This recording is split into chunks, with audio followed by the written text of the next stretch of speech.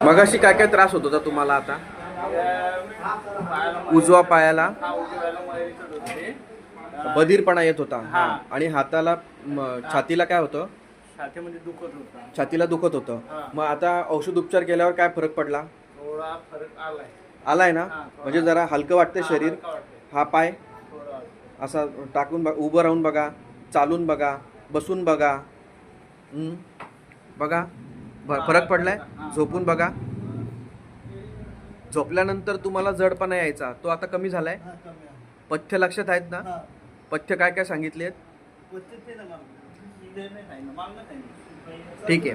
पथ्य ही आहेत ना, पालेभाज्या नाही खायच्या, फळभाज्या खायच्या. लक्षात, दूध बेसन नाही खायचं. काय काय बोललो आता? परत बोला.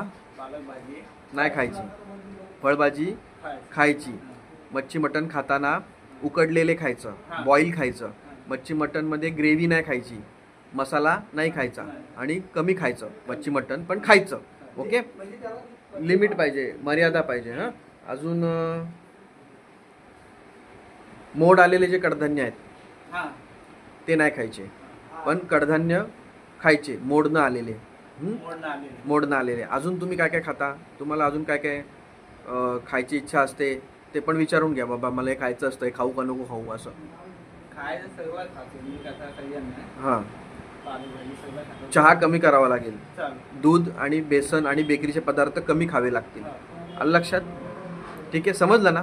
हां, परत एकदा विचारतो. हा जो उजवा पाय आहे तो बधीर व्हायचा, हो. तो आता कमी झाला. कमी झालं.